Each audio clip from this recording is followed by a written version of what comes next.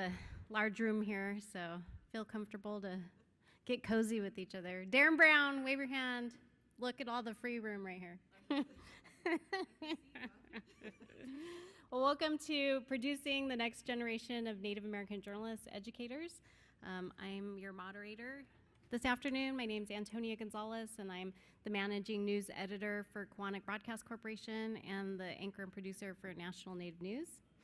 And joining our panel today, we have Rhonda Lavaldo, and Rhonda is Acoma, and she is currently serving as the interim vice president of academics at Haskell Indian Nations University in Lawrence, Kansas.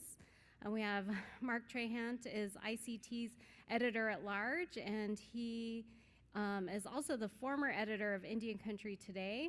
And we have Melissa Green, I don't want to say your last name wrong, Bly, and she worked as an anchor and reporter for 20 years in the news business, and now she's helping bring up the next generation of storytellers at KU with native storytelling. So welcome, everyone. We're so happy to have you here.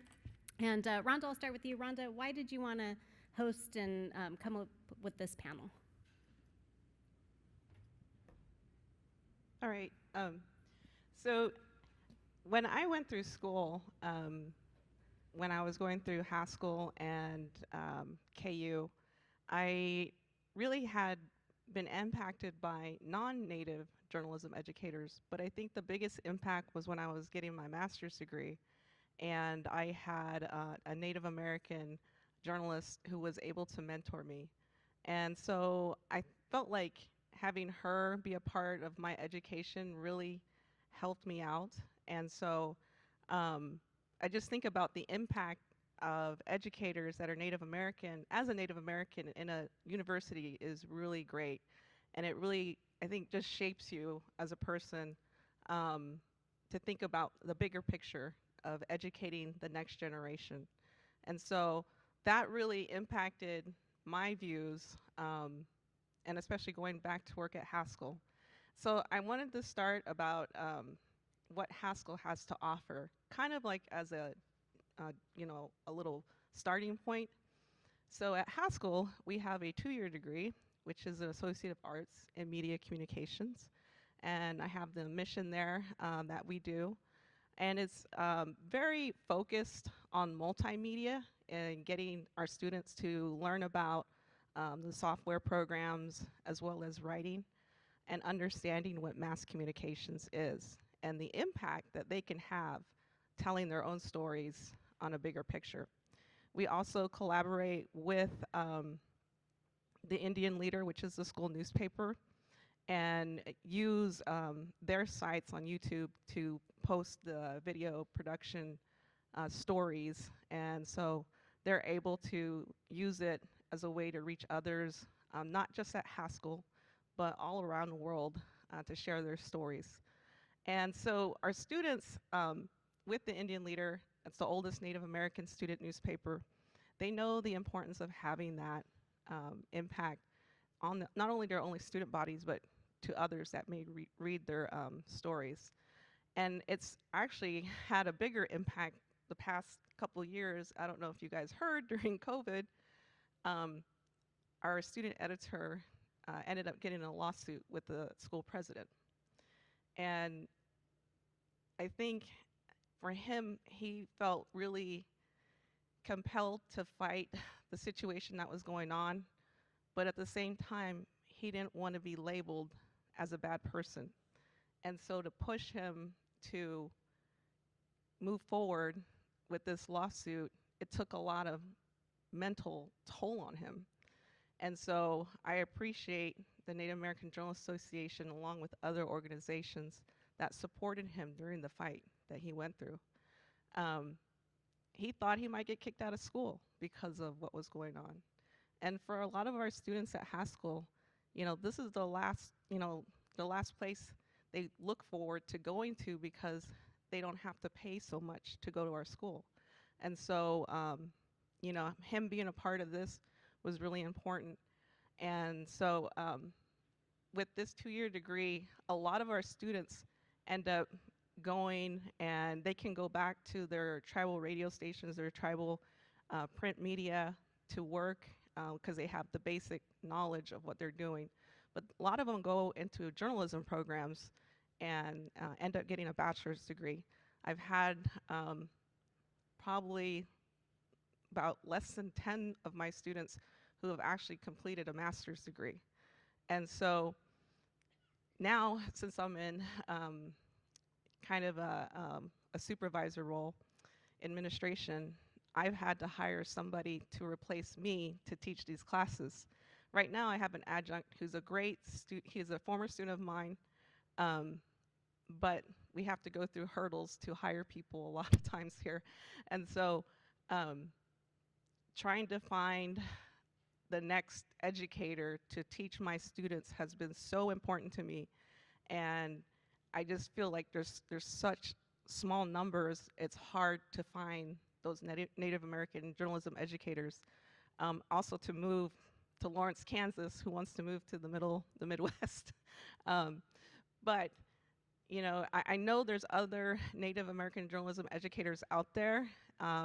They're scattered about, and they're so very important. But we need them at Haskell as well. So, like, how do we start this breeding ground of Native American journalism educators? How do we start this? And I feel like Haskell is a good start to get them started with this AA degree, to go to a bachelor's degree, hopefully to KU or ASU, and we can start making our own educators out there to teach our students. And Melissa, to piggyback on what Rhonda is saying, Rhonda is speaking on a tribal college platform. So when you're going to a major university, University of Kansas, what has been your experience, and why is it important to have Native teachers? Sure. It's important. One of the things when I found out I was coming to KU that I really wanted to do was carve out space. And in my mind at that point, I was saying for Native media. Part of that was informed by growing up Miami, Indiana, and Oklahoma, and not seeing my own nation in the news very often, either historically or in the modern moment, contemporary moment, and wanting to see us represented as well, because we're also grappling with a lot of the same issues that are happening in other parts of Indian country. And so I thought, well, maybe I can do some sort of media, freelance or something. What I found out very quickly was my avenue was going to be creating pathways for students coming up. I had an idea for a workshop for Indigenous high school students. I thought that would take a long time to get off the ground. It only took a year or so, and we've already had our second year of that. Good Morning Indian Country, which is a collegiate Native student-led Native news program, I had an idea for that, and it sort of came to me, and then that launched. And we knew going into that having a relationship with Haskell was going to be foundational to making both of those programs successful. Because I know when I started going over to Haskell, tabling at events, and our table had a big old Jayhawk on it, I would see students look and kind of keep trucking, and I was like, wait, no. Now we have our own table branded in there, if you've noticed. I was like, I need my own table. And I had to explain to them, wait, there are opportunities and pathways for you here, and we're working to build a stronger relationship with your institution to make that happen. I think having students like Alyssa, who is one of the Good Morning Indian Country anchors, come over to our campus, and they can go back and say, you know, it's not that awful to be over there, and there are opportunities there, has really helped. So I guess what I would say is what I have learned at KU is, one, I hired in at the same time as another colleague who is Native, and she is a documentarian. So having two Native faculty in a journalism program at a major institution is great. That's what, you know, we get a lot done together. Having Rhonda be supportive and letting us kind of make some inroads there is huge. And I guess what I hope is by these two programs we're doing with students, when they see Native faculty at a KU and say, okay, this can be done, this is a space I can be, that they'll be supported. We're able to tell them about what we can do for Native students at KU through our Native student initiatives and services, and also through our bridge program with Haskell. But that doesn't necessarily solve the problem of mentoring and comfort, because we don't have any Native students enrolled at our journalism school. Some of my journalism students do work with the Good Morning Indian Country team, but I am also cross-listed with our Indigenous Studies program, and I think that is where Rhonda would agree. We see a lot of the Haskell students find a way forward if they're not going into education, law, healthcare, or something. They find their path forward into graduate school through Indigenous Studies. And through that, I am now faculty supervisor for 2 Haskell alums who are working on masters and who are considering careers in journalism in some capacity. One of them is already working as a news photographer for one of the local outlets in Lawrence. So I guess what I'm hoping is through these student initiatives and through continuing that relationship with Haskell, we are able to show these students that graduate school is a viable path. And also we talk to them a lot about the ability to sort of pay it forward and come back and mentor those students who are coming up behind them. So for the workshop, one of our students graduated this year, so he's aged out of the high school workshop, but he's going to come back as a counselor next year. So that's sort of part of where we are and what we're hoping we're accomplishing in not only raising that next voice and generation of journalists, but also helping them think about educating down the road that next generation of journalists. And Mark, you're a longtime educator as well, working with students. So why is it important that they, see a Native person teaching and showing them the way and leading the way? And even if you're not in a university setting, you can still find a mentor. Well, let me start with the hard stuff first. I don't know how much folks know about Arizona State University, but one really extraordinary thing is it has, if not first or second, the most Native students of any campus in the country. It's always in the number 1 or number 2. And it has the most graduate students in the country, again, number 1 or number 2, and they go back and forth with Arizona on that. It has the most Native faculty in the country. In fact, if you go to downtown Phoenix, where we're located, Arizona State has Cronkite School, which is where we're located at ICT, and the next door is the Sandra Day O'Connor School of Law. The law school has 14 Native faculty members, and the dean is one of the few Native women deans in the country, Professor Leeds. What's so extraordinary about the challenge of trying to get more Native focus on education is the lack of attention by schools like Cronkite. Cronkite has done a fair job with students. There's generally 4 to 6 to 8 Native students a semester, and we've been able to put them into our internship programs and have a track for that. In fact, one of the things I think we're really proud of, I mentioned our hiring, that we've gone from the first budget I wrote for ICT was for $300,000 and 3 people, and 5 years later our budget is $7 million and we have 30-some people. So our growth has been phenomenal, and of that, I would guess 6 of our employees have started as ASU interns, worked their way into a job, and then worked their way into a career.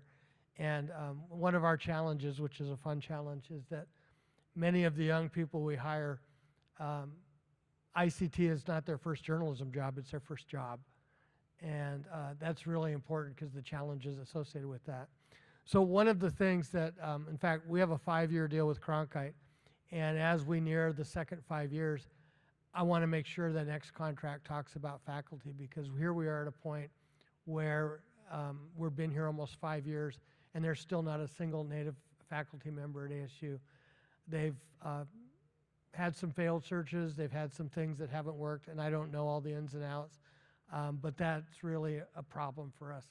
And if we're going to have to make a dent in this, we have to have a partner that sees that as the most important thing in the world and makes accommodation. So that's the hard part. The good thing is Cronkite is open to all kinds of experiments. One of the things that I personally have tried to do is do an intro to Indigenous journalism course and partner with tribal colleges to have students. We had really great participation from both Cronkite students and students at Alaska Pacific University, so mostly Alaska Native.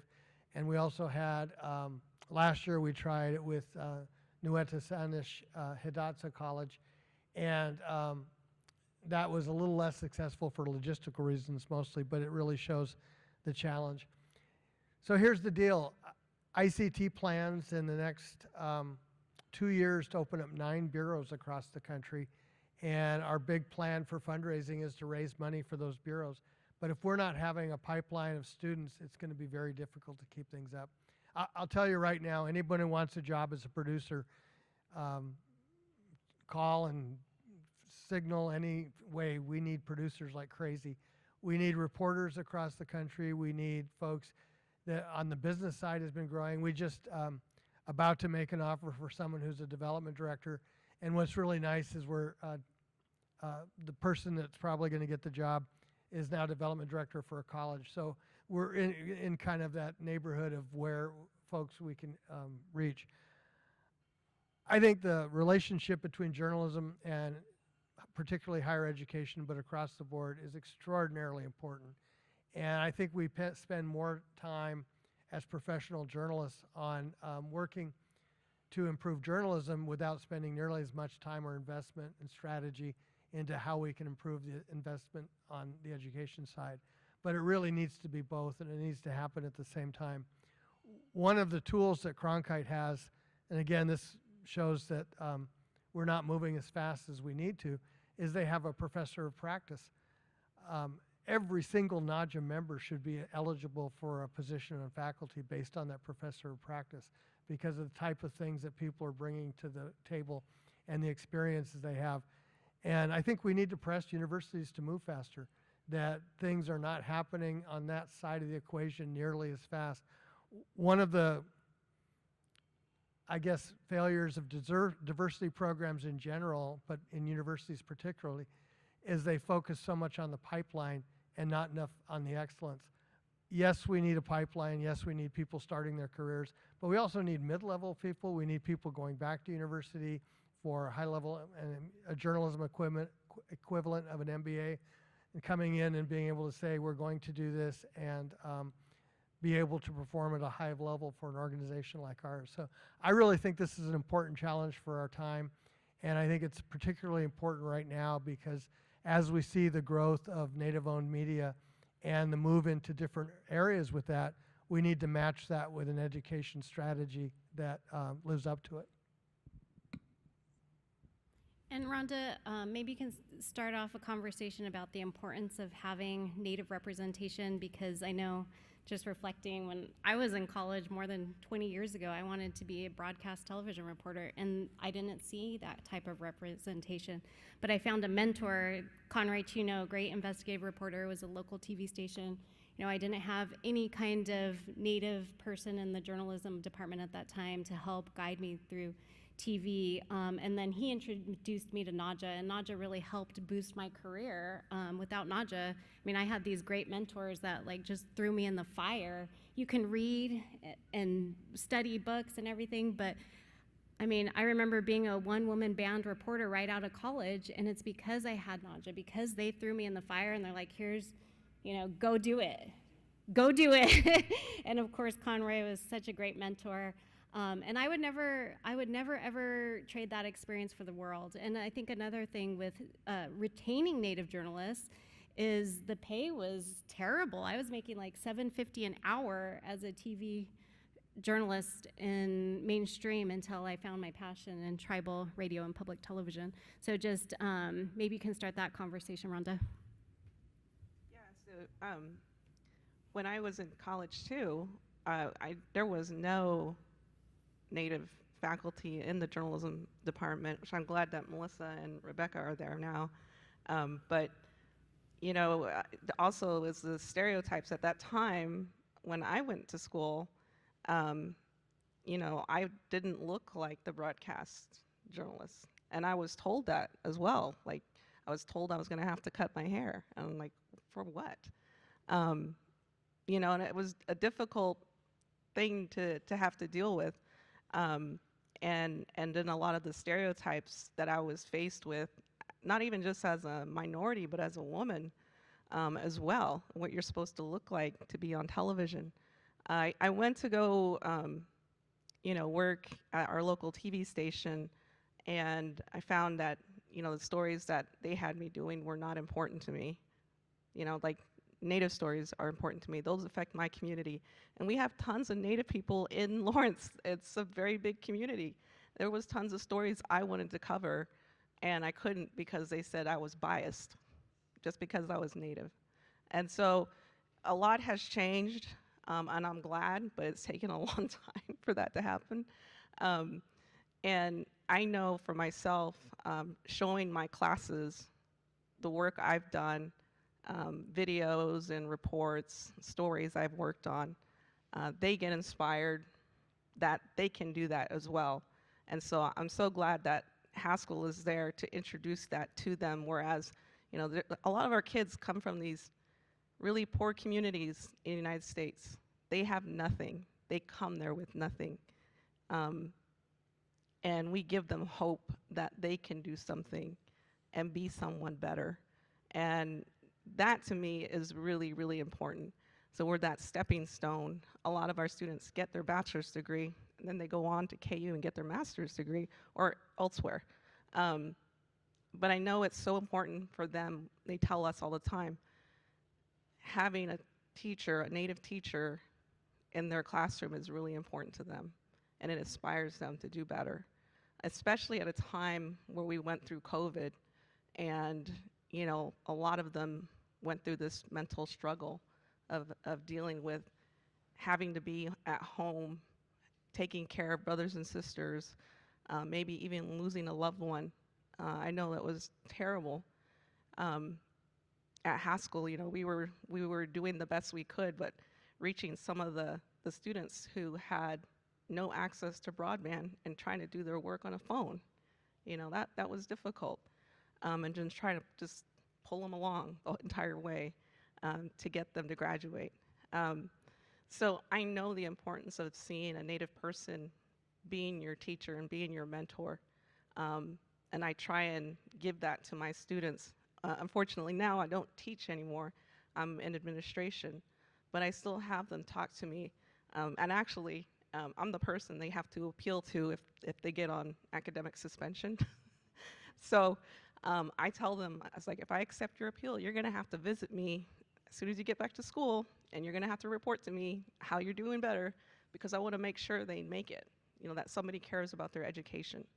So, and like I said, for now, I'm trying to find somebody to be my replacement, trying to hire somebody, but that search has been so difficult to find somebody wanting to come back in Lawrence and be their teacher and work for us. And I know Haskell sometimes gets a bad rap because we're a federal government institution, but I think one of the things that we've seen is that the pay scales for being a professor at Haskell is actually higher than some universities.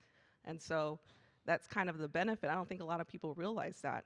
But yeah, so, you know, I want to make sure my students are taken care of and that they're mentored, you know, by the right people.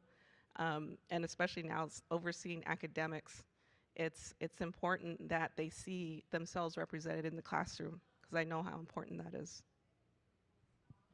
So, Ron, I don't know if y'all noticed when Rhonda's talking about that and who she's going to hire, I'm like, maybe it's going to be me. I'm like, I'm right across the road. It'd be so easy.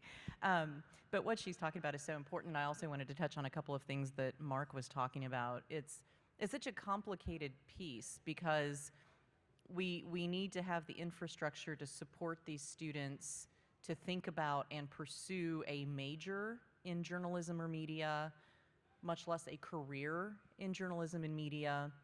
And some of the same challenges come with trying to support those students to consider a graduate program in media or journalism, because other majors and programs just seem to often be able to offer so much more to their graduate students. So 3 different things that I see happening at KU that I think are productive in moving us forward on some of the things we're talking about is because we were able to start this high school workshop, because we were able to start producing Good Morning Indian Country, and the journalism school is like, look, we're doing this. Word starts spreading out to some of our alums, and people want to help. Now, we all know sometimes that help is like, oh, that's nice, I'm going to give you this, and then never think about it again. But if we can learn to leverage that help that is coming at us and be polite yet firm in what we need it to look like, it can make a difference. So now at the journalism school at KU, we have a Native Journalism Fund. And it's only a little funny that I already had an email from my dean moments after the news release went out that said, I saw the name change. Do we need to change the name of our fund? And I was like, why don't we just talk about that when I get back to campus? But that's great that she's paying attention, right? These things are on her radar now because I'm there and because Rebecca is there. So we have this Native Journalism Fund. And I have learned the hard way, primarily through trying to get Alyssa to NAJA and other things, that I have to be much more direct in how that fund can be used. And I'm going to have now a meeting to say, this is how that fund needs to be used.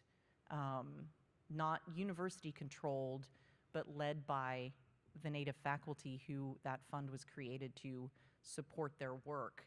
The other thing that's happening through the programs that we're doing with these students is,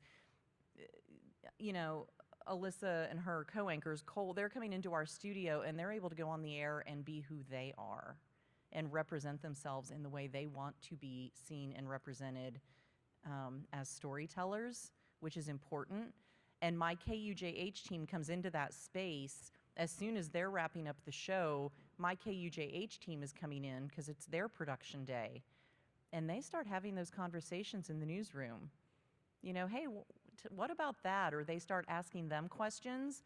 And Alyssa and Cole, I don't think it's putting that added pressure on them to share. I think they actually enjoy having those conversations. But conversations that should be happening in other newsrooms are happening in our student newsroom. And some of my students work on Good Morning Indian Country. So we have a dedicated MMJ who goes out and turns local content on issues that are important for our show. So our KU students are also getting educated in ways that wouldn't be happening without those initiatives and getting opportunities to learn a lot more. Now, if I can get them over to cover some Haskell athletics this year, hands down a win, because I have yet to have achieved that goal.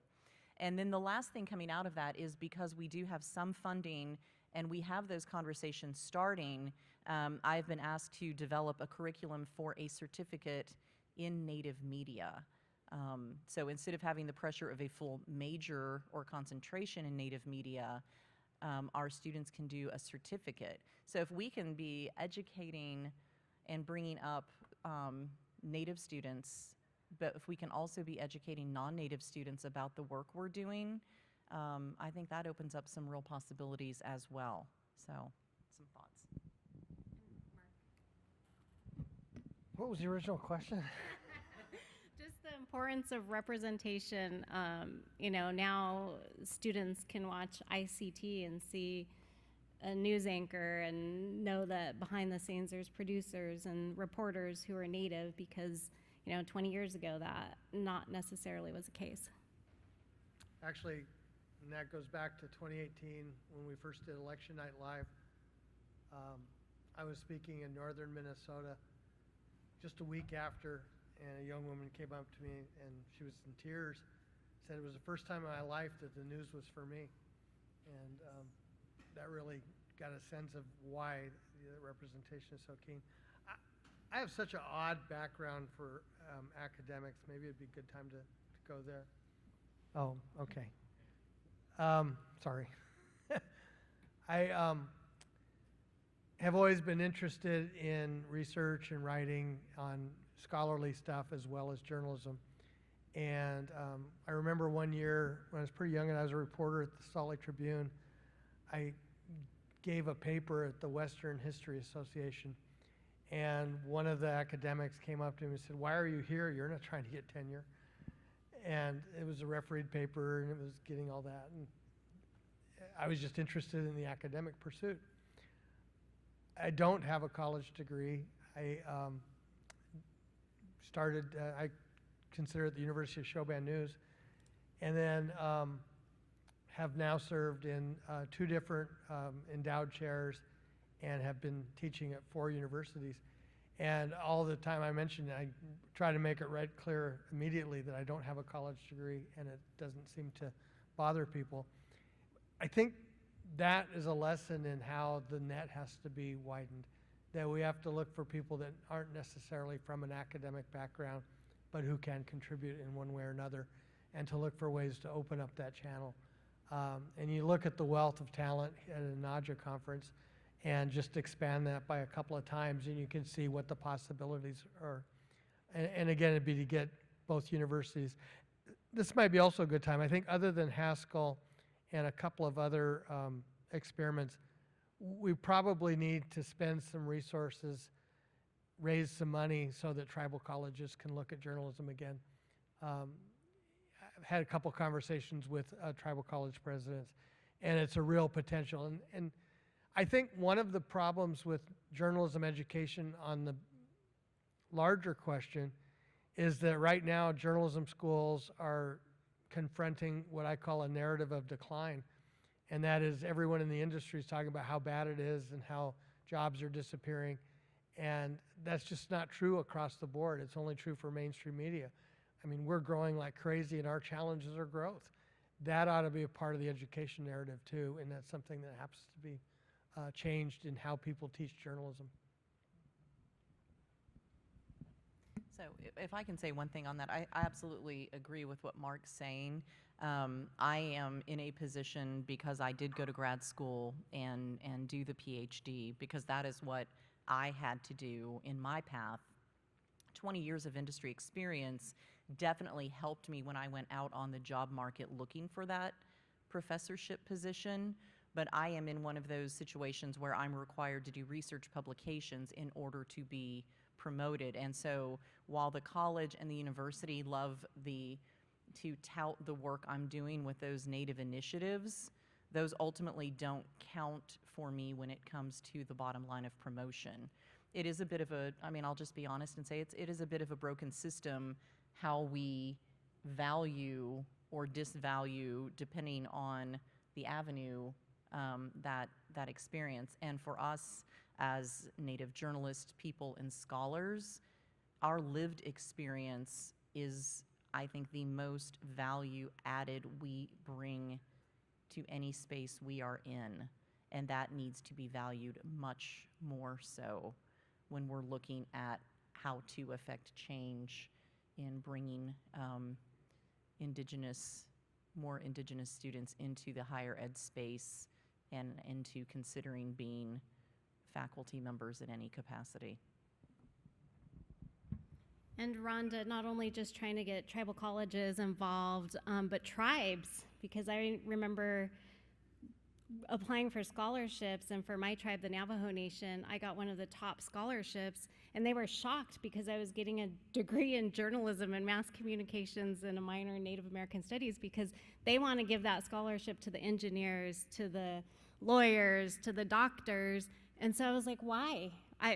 I earned this scholarship, I'm taking this scholarship, and journalism and storytelling is part of our culture. Like we're based on storytelling, so why is it such an issue that the scholarship office would be like, not offended, but just surprised that somebody wanted to go into journalism? And we all know, I mean, we know the challenges of reporting, and our tribal communities, and just because you're Native, the struggles you still have, and the relationship building you have to go through, and just looking at those other challenges to even just keep our students encouraged, and having them know that yes, you can have a career and it can be a successful career in journalism, even if your tribe doesn't support you.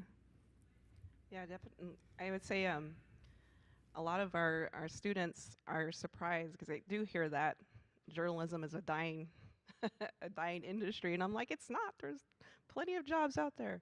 But like, not even just with going into a media like ICT, that they can go take pictures as a concert photographer or athlete venues. Like, there's so many different opportunities for our students, and they're starting to realize that. Just starting off in our little media AA degree. One of the things with tribes, though, too, is that they have their own radio stations and they might have their own newspaper, and so we're helping them out by providing them with somebody to be able to write those stories and tell their stories. And I know that's like one of the biggest things that we have is a lot of tribes are wary of journalists, especially outside journalists that come in because they feel like they're going to tell their story wrong. So, what's the most important part of this is to have your own people telling your story. But yeah, I try and make sure my students know that there's plenty of jobs out there. There's plenty of job opportunities out there to work in different groups, especially with ICT. I know being on the board and seeing how much growth there's been since it started back up from when we left NCAI. So, I mean, it's just amazing to see that what we're dealing with right now. But also, working and developing our own things, like we did the election night and providing that information. I was one of the people covering Sharice Davids, when she first started. Nobody thought she was going to win. And she won her first primary, and then she goes on, and and again, they just thought, no, she's not gonna win. What happened? We elected 2 Native American women to Congress. That was amazing to be part of that historic night, but also to provide that information out across the nation. So I had 2 of my high school students with me covering that night, and they were amazed at what was going on. But what really inspired them was the amount of Native people that were at her election night. And to see that was really cool. One of those students has now graduated from high school, and he's on his tribal council in Alaska. So, it's kind of weird how, this kind of provides a stepping stone for our students to do something more. And I enjoy seeing those types of stories, but we need help. And so one of them is, of course, funding. So one of the things that we get money through the federal government, and we only have enough for this 2-year program. I would love to see a 4-year program, but at this point, I only have enough money in my budget for 2 instructors, and it's hard enough finding one. So one of the ways is, we just got to try and keep asking for more money and show the importance of having this degree program. And greatly, I talked about this before, but this year we actually have, and I just talked with my boss, we just enrolled over 800 students in classes at school. That's the most we've had prior to COVID. But what also that means is that we also might have to start a wait list of students because we don't have enough classes. We don't have enough instructors. We don't have enough dorm room space. So it's a great problem to have, but we need more funding. And I know with other tribal colleges, it's the same exact way. They have to see a value in providing these classes to students. And we're trying to show them that this is a valuable degree program to have. That's tough to follow. I mean, we talk about, journalism sort of having that dying narrative, and, the conversation about the future of higher ed is not much better these days, honestly, when we're talking about it. it seems like the bottom line is always the bottom line when we're talking about both industries, really. And I know some people would not like to hear me refer to higher ed as an industry, but to be fair, most universities are following a business model, right? The thing I think that I find I'm able to effect the most change in this regard is using the existing system in my own way. And it's taken me this year to kind of start to learn how to navigate the bureaucracy that's involved in hiring students from Haskell. And the travel system that goes with the university. So in a way, I guess I don't know that we maybe have some financial positioning that is better being a larger state school. But with that also brings some additional challenges of layers of bureaucracy to work through. And what I am learning to do is just offer less. I just don't tell them everything. I used to always be like, and this and that and this, and I'm learning now just to file that travel request as vaguely as possible and make them come to me with questions. And that's giving me a lot more room to navigate within the system. And I guess I hate to say that it has to be that way, but in reality, it works better, to be fair. And I hope, Rhonda knows, and I've talked with her, but I'm very interested in how I can leverage what we're doing at KU in any way to collaborate with what she's trying to achieve at Haskell. It's ridiculous that both institutions are right there and for so long have struggled to find ways forward together. And there are a lot of justified reasons for why it's been that way, and that is unfortunate, but I hope that with us, she knows that at least in the journalism school, there are ways to hopefully tackle some of those gaps. Oh, so I was going to say, one of the reasons she's talking about that there's been this rift between Haskell and KU. I don't know if you guys heard about this the past year, but it was a couple decades ago. KU had our ancestors' remains stored in boxes in a department building. I believe it was for archaeology. I don't remember. Two buildings on campus, and one of them housed the Indigenous Studies program. Yeah. And a couple decades ago, these ancestors were supposed to be returned back to their tribes, and it never happened. And it was just found out within the past year that this never happened. And it upset a lot of people that these remains were still being housed at KU. There was a lot of outcry and upset people, yes. And how was this going to be done? And they said they would be taking it on to return them as soon as possible. They could do this. At the same time, KU's trying to be more inclusive to Native Americans. They started Native American initiatives to try and get and recruit more students. And they had this art installation at the Spencer Art Museum where they had the traditional Khan names put outside the museum.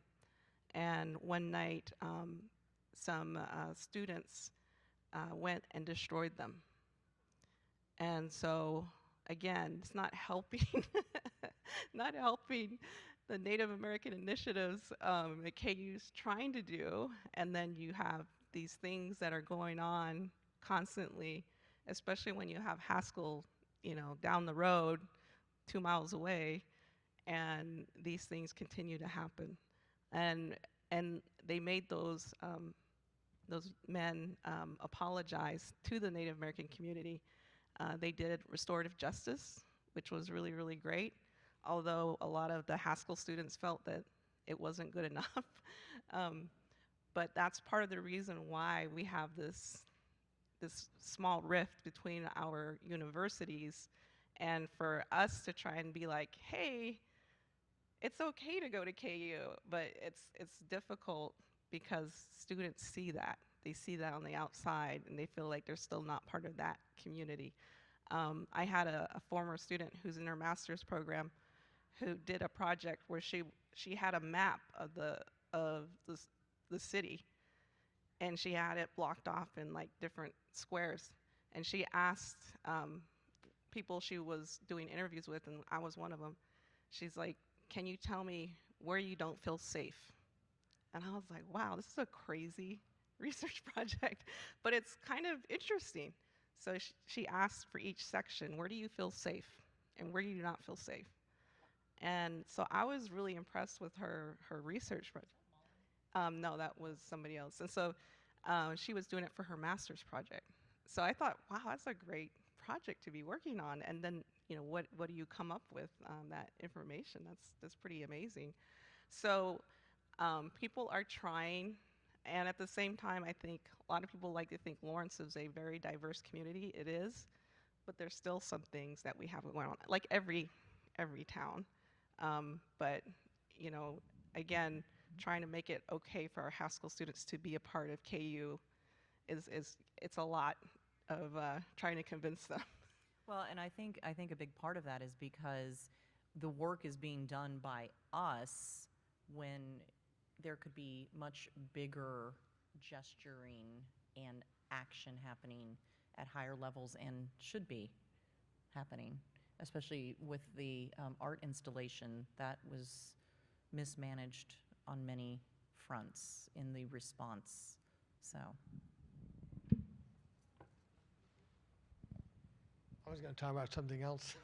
on that heavy note. I did want to address the slide because I think there's a couple potential lessons there. One of the things we really wanted to pay attention to early on with ICT is to be open to partnerships and to look for ways to basically expand our resources. And with higher education, we have 3 ongoing partnerships. ASU, we already mentioned, both with the studio and Arizona PBS and all that. But we have 2 others that ASU is just phenomenal on, and one is the graduate fellowships, and there are now 6 of those, and it really allows folks to get into our newsroom really quickly, and ASU picks up the tab, and it helps them move toward their master's. So I think that's a really successful program. The other one, this is the first year, so it's still pretty new. The other is with the University of Montana. We opened our bureau there a few months ago, and the idea with Montana in our discussions with them was that Montana, like a lot of rural states, has a really great way of attracting particularly Native students, but all rural students, but they don't have anywhere for them to go after they graduate. That folks aren't going to necessarily move to cities, they want to stay in Montana. And with us opening a bureau there, it shows a career path. And so that was something that the university was really interested in, and we'll see if we can expand on that as well. And then Alaska Pacific University, I want to mention, we have a partnership with them, and we have a bureau in Anchorage. But Antonio mentioned the idea of certificates, and I think that's one area that I think is really a possibility for us.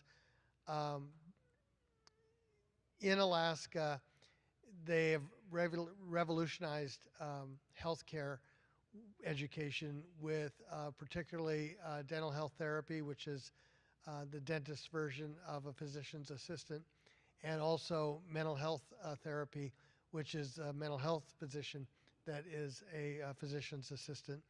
And what that does is allow people from the villages to come in for a very defined period of time at the university, go back with a certificate, and immediately go to work.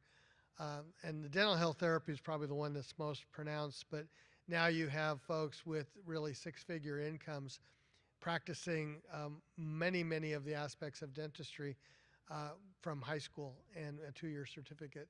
And it allows them to really serve a community that would not be served by oral health at all. Dentists aren't going to move to a small village. And this really has changed the landscape. And I think maybe something like that for journalism would be a really innovative way to approach, especially in rural areas. Well, we want to open it up for any questions. Does anybody have any questions?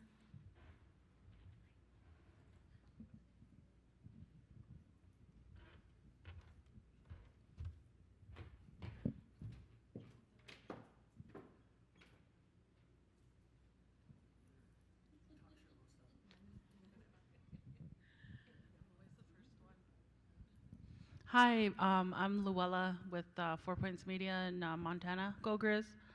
Um, as a media, like I founded a media company, but also I'm a high school journalism educator as well.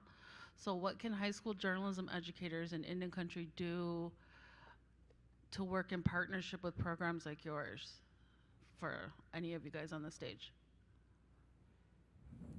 I mean, I can jump in and say, you know, one thing would be looking at what we're doing with that summer workshop and seeing if there is a way we can facilitate your students coming to that.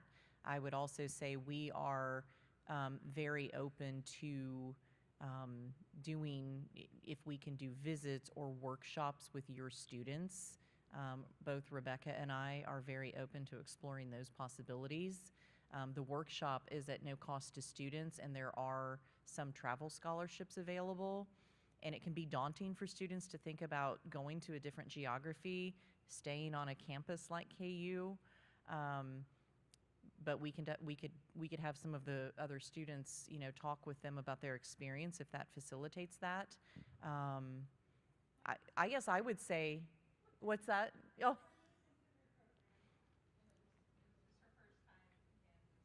Yeah, this past year we had kids from across the country, but I guess what I would say is I would be open to hearing what you think you want or need and seeing if we can design something that's a resource that works for what you want to accomplish. One of the things that I focus on in class is, besides paying attention, um, is the interacting, asking questions, and meeting with people and doing the interviews, because our students are, well, not only are we from like super rural Montana, but they're COVID generation kids, so their social skills are just not quite where they should be. So we focus a lot on that interacting and talking to people and not being afraid to approach people, which is like too much of my time in the classroom. But I think that it's super important for that. But what other things, I should say, should educators at the high school level be doing to kind of prepare students to either attend university or tribal college, or because our tribal college in Crow doesn't have a journalism or communication option at all. So if I have students who are interested, they're gonna have to go off reservation. No matter where they choose, it's not home, it's gonna be scary, it's gonna be different. But so what can we do as high school level educators to prepare our students for those kinds of programs? Well, I would say too, if they're not comfortable going to a big university, Haskell is smaller, and it's all Native American students there. So I think it's an easier stepping stone into college. And then if they want to dip their toe in a university setting at like KU, we do have a bridge program that allows them to take one class at KU that we pay for, and they're able to like see how it is and decide if that's the way they want to go, or they could just stay with us. A lot of our students like being in an all-native community, and so it really, I think, helps them out as well. Like we're actually, this year is our first group of students that almost were in COVID the entire time, and so we're kind of worried about that too, like making sure that we're going to have those people skills, and seeing how they're going to be interacting with one another. But definitely I would say yes, work on the interview skills and doing interpersonal skills, talking to one another, because I know the other part of it is I know this generation is constantly on their phone, and so maybe having them take the phone away and have to talk to one another. No texting, stuff like that. I know that's difficult. Our students too they're very shy when they first start out. I know a lot of them, they hate public speaking, you know, that class. So like, just trying to get themselves pumped up in order to talk in front of people. But yeah, definitely, you know, like I said, it could come to us and then take a class at KU and be a part of that. Well, and if I could say, Rhonda, so when our workshop students come in over the summer, we do always go over and spend a day at Haskell to show them the Haskell campus. We got to have lunch in the dining hall, and they were loving that. We hit on a really good day. So our students came away from Haskell, and if this is being recorded, they were like, "Can we stay at Haskell next year? The dorms were so nice." So there, you know.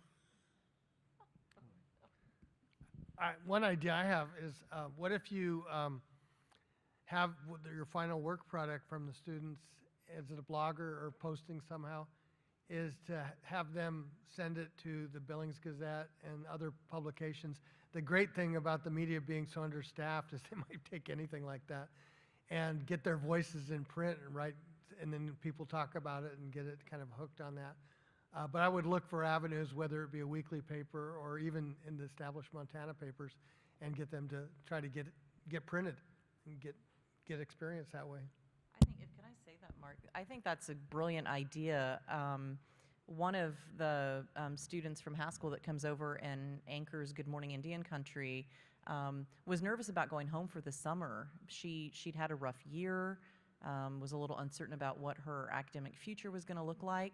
Well, she went home and ended up working at her paper, the Winnebago Indian News.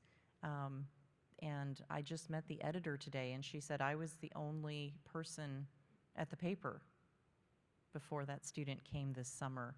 And the students at the workshop work with Native journalists from across the country, and they have been able to get their work published. And the sense of pride that comes with that, I think also, don't you think, Mark, offers incentive for them to say, I want to do that again. So that's a great idea. Anyone else have a question or comment?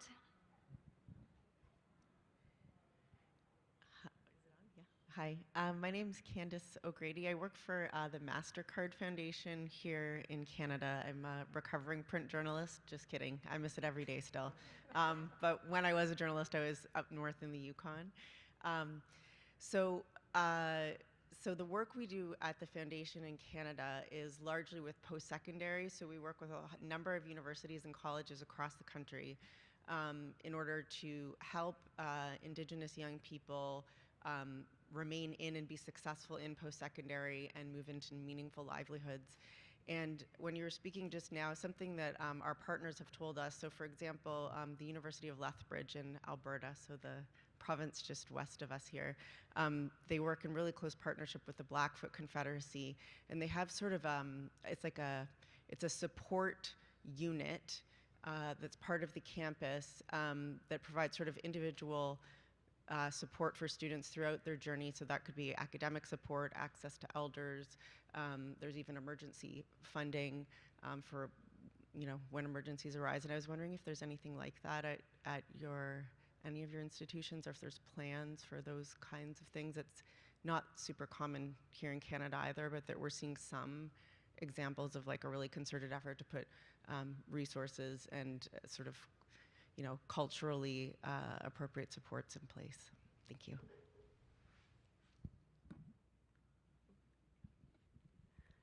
Yeah, so I mean, our school's all Native American, so we have tons of stuff for our students to be connected to their traditional ways, I guess you could say. And so we have, and especially on our campus, we actually have tribal clubs. So like they have the Lakota and Dakota Club.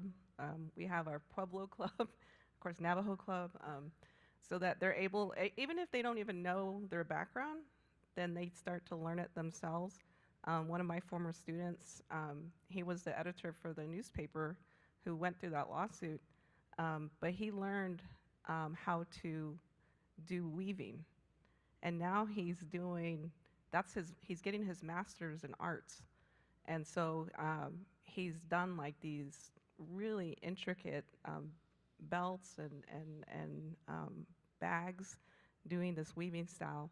And I think he's going to be doing a show now. So it's crazy. Like I was like, I knew you would, and now you're like famous. And so, but we have all these sorts of different programs for our students so that they can learn about different things. We've actually made this space in the library called the Crafters Station. And so we have sewing machines and then also the materials there so that they can make ribbon skirts or learn how to make ribbon skirts. And now they're learning how to make belts, the leather belts, from somebody who knows how to do that. And then we're gonna have like a moccasin making workshop.